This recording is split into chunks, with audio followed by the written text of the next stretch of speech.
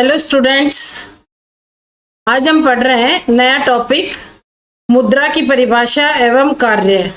इसके पहले मैंने आपको समष्टि अर्थशास्त्र का एक और टॉपिक कंप्लीट किया है, राष्ट्रीय आय की परिभाषा, राष्ट्रीय आय के विभिन्न प्रकार। उसके बाद में मैंने आपको बताया राष्ट्रीय आय के मापन की विधियां, राष्ट्रीय आय के मापन की समस्याएं।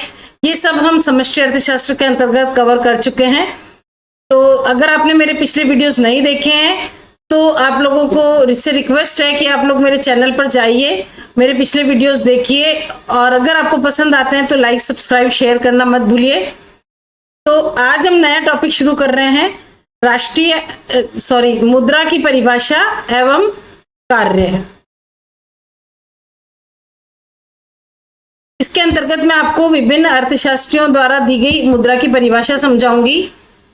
इसके अलावा मुद्रा के लक्षण बताऊंगी, क्या होते हैं मुद्रा के लक्षण, इसके विषय में मैं आपको विस्तार से समझाऊंगी। तो सबसे पहले मुद्रा की परिभाषा तथा मुद्रा के लक्षण। देखिए स्टूडेंट्स, मुद्रा की उत्पत्ति कहाँ से हुई? मुद्रा की उत्पत्ति हुई वस्तु विनिमय प्रणाली की समस्याओं को लेकर। देखिए सब बहुत प्राचीन काल में जब मुद्रा नहीं थी तो वस्तुओं का विनिमय किया जाता था आपस में। मतलब एक व्यक्ति के पास जो वस्तु है, एक व्यक्ति के पास अनाज है, दूसरे व्यक्ति के पास कपड़ा है, तो वो 10 किलो कपड़े के बदले में 5 मीटर कपड़ा, 10 किलो अनाज के बदले में 5 मीटर कपड़ा ले लेते थे। तो इस तरह से वस्तु विनिमय प्रणाली प्रचलित थी। लेकिन इस वस्तु विनिमय प्रणाली में बहुत सारी कमियां थी। तो उन्हीं कमियों को देखते हुए फिर एक ऐसी वस्तु की आवश्यकता हुई जो कि इन कठिनाइयों को दूर कर सके और सभी लोग जिसको सामान्य रूप से स्वीकार कर सके। तब ये मुद्रा की उत्पत्ति हुई। वस्तु विनिमय प्रणाली क्या होती है, इसको विस्तार से मैं दूसरे किसी वीडियो में आपको समझाऊंगी। वस्तु विनिमय प्रणाली को संक्षेप में मैं ये बता सकती हूँ कि एक वस्तु का विनिमय दूसरी वस्तु से किया जाता है। सपोज मेरे पास कपड़ा है, किसी दूसरे के पास अनाज है, तो मैं अपना कपड़ा दे दूंगी, वो अनाज दे देगा। मेरे पास गाय है, अगले के पास कुछ और है, तो हम आपस में वस्तुओं का विनिमय कर लेंगे। लेकिन इस तरह वस्तुओं का विनिमय करने में बहुत तरह की समस्याएं होती थी, इसीलिए मुद्रा की उत्पत्ति हुई। तो मुद्रा का अर्थ क्या है? मुद्रा वह वस्तु है जिसे वस्तुओं और सेवाओं के क्रय विक्रय तथा ऋणों के भुगतान के लिए सामान्य रूप से स्वीकार किया जाता है। देखिए मुद्रा का अर्थ क्या है? मनी क्या है? मनी एक वस्तु है जिसे वस्तुओं और सेवाओं के, मतलब कोई किसी भी प्रकार की वस्तु हो या सेवा हो, तो उसके क्रय विक्रय तथा ऋणों के भुगतान के लिए सामान्य रूप से स्वीकार किया जाता है। मतलब इसको स्वीकार करने में कोई भी दिक्कत नहीं होती किसी की। जैसा कि आप जानते ही हैं कि आप मुद्रा देकर कोई भी वस्तु खरीद सकते हैं, तो सामान्य रूप से स्वीकार्यता होती है इसकी ऋणों के भुगतान के लिए एवं वस्तुओं और सेवाओं के क्रय विक्रय के लिए। अलग अलग अर्थशास्त्रियों ने मुद्रा की अलग अलग परिभाषाएं दी है। जैसे कुछ परिभाषाएं हम यहाँ पढ़ेंगे।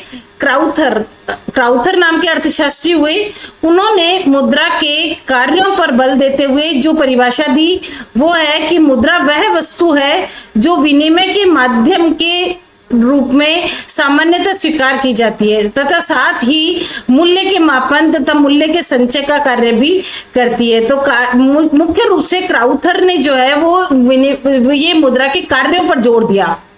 अब मुद्रा की कार्य क्या है? एक तो विनिमय के साधन के रूप में स्वीकार की जाती है, दूसरा मूल्य के मापन और मूल्य के संचयन का कार्य करती है। तो क्राउथर ने मुद्रा के कार्यों पर बल देते हुए परिभाषा दी।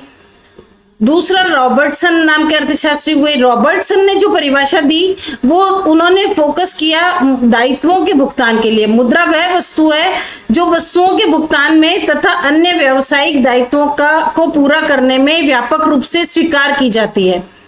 तो यहाँ इन्होंने जो है ये परिभाषा दोनों की लगभग एक जैसी है। इसमें मूल्य के संचय का कार्य भी ले लिया, और लेकिन यहाँ पर मूल्य के संचय का कार्य नहीं लिया, केवल दायित्वों का पूरा करने में ही देखा गया कि किस तरह से मुद्रा को स्वीकार किया जाता है। उसके बाद तीसरे हार्टले विदर्स है, जो ये कहते हैं कि मुद्रा वह है जो भुगतान के रूप में स्वीकार की जाती है। मतलब सामान्य स्वीकार्यता, फोकस ऑन एक्सेप्टेबिलिटी, सामान्य स्वीकार्यता पर जोर दिया है। तीनों, क्राउथर की हो, चाहे रॉबर्टसन की हो और चाहे विदर्स की हो, इन तीनों परिभाषाओं में जो एक जनरल जो एक चीज है वो है सामान्य स्वीकार्यता, मतलब जनरल एक्सेप्टेबिलिटी होनी चाहिए।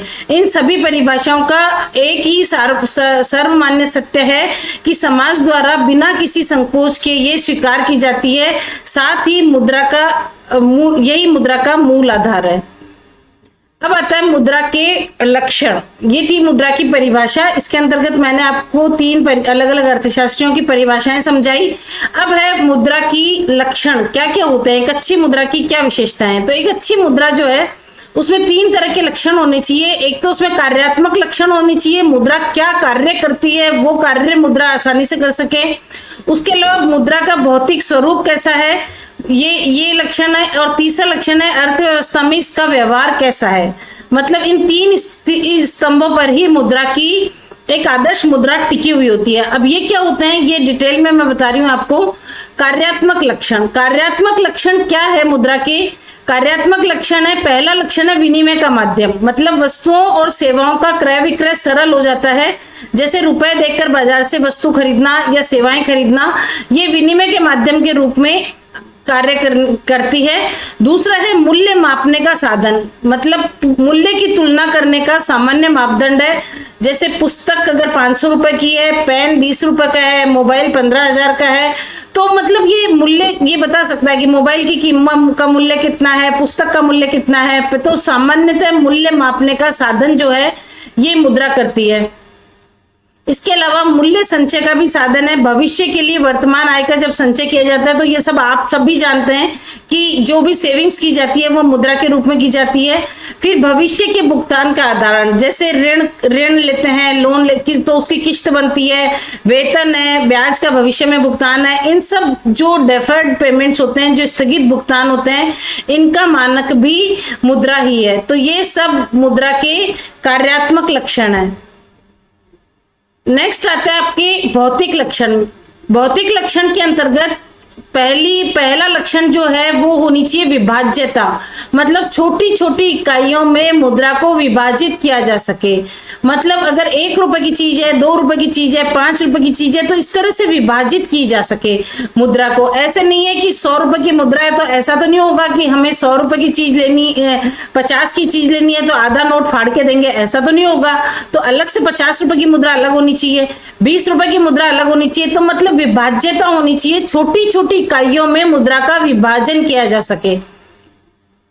दूसरी इसकी विशेषता है हस्तांतरणीयता, मतलब आसानी से लेन देन किया जा सके। हस्तांतरण इसका नगद भुगतान हो या बैंक हस्तांतरण हो, यूपीआई के थ्रू हो, किसी भी तरह से इसका हस्तांतरण किया जा सके, एक व्यक्ति से दूसरी व्यक्ति के पास ये आसानी से पहुंच सके। तीसरा इसका गुण है, इसका लक्षण जो है भौतिक लक्षण, इसके अंतर्गत आता है ड्यूरेबिलिटी, टिकाऊपन होना चाहिए, मतलब लंबे समय तक इसका उपयोग कर सके। ऐसा नहीं हो कि जल्दी नष्ट हो जाए। आज हमने 500 के 10 नोट हमारी अलमीरा में रख के हम भूल गए, तो ऐसा नहीं कि वो पड़े पड़े नष्ट हो जाए, वो नष्ट नहीं होने चाहिए। आधुनिक कागजी मुद्रा जैसे है वो नष्ट नहीं होती है, टिकाऊ है मुद्रा। उसके अलावा पहचान में सरलता होनी चाहिए, नोटों और सिक्कों पर स्पष्ट रूप से अंकित होना चाहिए कि वो कितने रुपए का है। आप सोचो आप किसी को 20 रुपए का नोट देते हो और वो पहचान ही नहीं पा रहा है कि ये 20 का है या 10 का है या 5 का है, तो फिर उस मुद्रा की क्या वैल्यू रहेगी। तो पहचान में सरलता होनी चाहिए। इसके अलावा समरूपता, एक ही मूल्य वर्ग की सभी इकाइयां समान होनी चाहिए, मतलब 100 रुपए के प्रत्येक नोट पर 100 रुपए ही होना चाहिए और समरूपता होनी चाहिए। 500 के नोट है तो वो 500 के नोट एक जैसा होना चाहिए। ऐसा नहीं है कि कोई 500 का नोट अलग शेप का है, कोई 500 का नोट अलग शेप का है, तो ऐसे लोगों को फिर मुद्रा को उपयोग करने में बहुत दिक्कत आ सकती है। तो ये सब मुद्रा के लक्षण है, जो मुद्रा भौतिक लक्षण है कि विभाज्यता होनी चाहिए, हस्तांतरणीयता होनी चाहिए, टिकाऊपन होना चाहिए, पहचान में सरलता होनी चाहिए और समरूपता होनी चाहिए।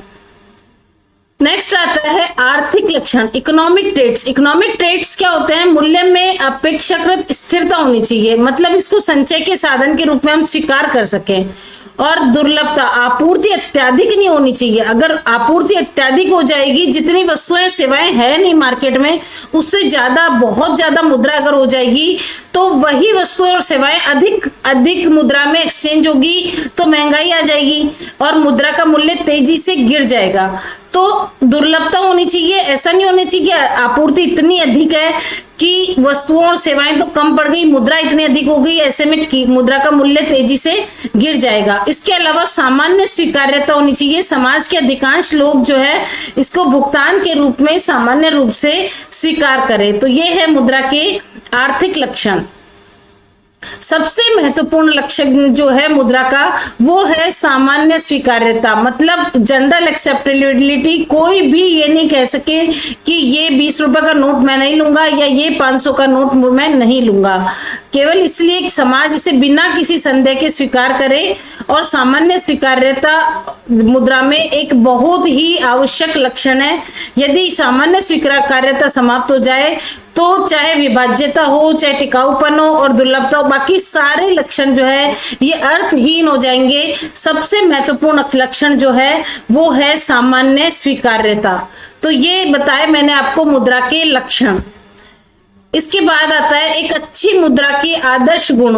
एक अच्छी मुद्रा के आदर्श गुणों में सभी लक्षण जो अभी तक हमने पढ़े वो सब अगर होते हैं, मतलब सामान्य स्वीकार्यता होती है, टिकाऊपन होता है, विभाज्यता होती है, हस्तांतरणीयता होती है, पहचान में सरलता होती है, मूल्य में स्थिरता होती है, समरूपता होती है और पर्याप्त आपूर्ति होती है। तो इन सभी गुणों का यदि संयोजन हो तो वो ये एक आदर्श मुद्रा के गुण है। एक आदर्श मुद्रा में ये सभी लक्षण होने चाहिए। तो निष्कर्ष रूप में कह सकते हैं कि मुद्रा जो है ये आधुनिक आर्थिक व्यवस्था की रीढ़ है। इसे वस्तु विनिमय प्रणाली की कठिनाइयों को समाप्त करके सरल बना दिया है। और यह न केवल विनिमय का माध्यम है बल्कि मूल्य का मापदंड है, मूल्य संचय का साधन भी है। और आधुनिक आर्थिक व्यवस्था इसी मानक पर टिकी हुई है। कुल मिलाकर ये मुद्रा जो है ये आधुनिक अर्थव्यवस्था की रीढ़ है और इसके द्वारा ही अर्थव्यवस्था चल रही है। तो ये आज मैंने बताया आपको मुद्रा के परिभाषा और मुद्रा के लक्षण। इसमें मैंने आपको विभिन्न अर्थशास्त्रियों द्वारा दी गई परिभाषाएं बताई, क्राउथर द्वारा, रॉबर्टसन द्वारा, इन अर्थशास्त्रियों द्वारा दी गई परिभाषाएं समझाई। और इसके साथ साथ ही मैंने मुद्रा के भौतिक लक्षण, आर्थिक लक्षण, ये सभी मैंने आपको विस्तार से समझाए। यदि आपको इनको समझने में अगर किसी प्रकार की दिक्कत आ रही है तो आप मुझे कमेंट बॉक्स में लिख सकते हैं। मैं लगातार आपके कमेंट बॉक्स देखती हूँ। और अगर किसी प्रकार की समस्या और यदि आपको पसंद आता है वीडियो तो आप इसको लाइक, सब्सक्राइब, शेयर करना नहीं भूलें। Thank you so much.